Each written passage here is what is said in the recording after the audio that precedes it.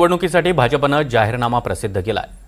या संकल्पनाम्यामध्ये केंद्र आणि राज्य सरकारच्या कामांचा उल्लेख करण्यात आलेला आहे। दरम्यान या संदर्भात भाजपच्या जाहीरनामा समितीचे प्रमुख माधव भंडारी यांच्याशी बातचीत केली आमचे प्रतिनिधी योगेश लाटकर यांनी।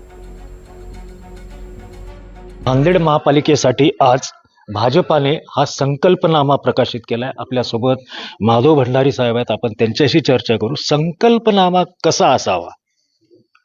संकल्पनामा कोणत्याही क्षेत्रासाठी, महापालिका, जिल्हा परिषद, राज्य कोणत्याही क्षेत्रासाठी जो असावा तो विकासाची एक पुढची दिशा दाखवणारा, विकासाचा आराखडा आपल्या समोर काय आहे आणि कोणती उद्दिष्ट आपण डोळ्यासमोर ठेवून काम करू इच्छितो हे सांगणारा संकल्पनामा असला पाहिजे।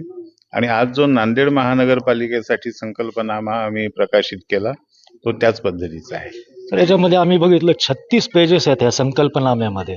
त्यात शहरात काय करणार त्याचं फक्त एक पेज आहे। 35 पेजेस जे आहेत ते केंद्र आणि राज्य सरकारचे आहेत आणि जो एक पेज नांदेड महापालिकेसाठी त्यांनी दिलेला आहे त्याच्यामध्ये फक्त 2 गोष्टी महापालिकेच्या अखत्यारीत आहेत आणि सर्व गोष्टी केंद्र आणि राज्य सरकारच्या आहेत। निवडणूक महापालिकेची आहे का केंद्र राज्य सरकारची आहे? निवडणूक महापालिकेचीच आहे, पण केंद्र आणि राज्य सरकारच्या ज्या विविध योजनांचा फायदा महानगरासाठी घेता येतो, क्षेत्रासाठी घेता येतो, विकासासाठी घेता येतो।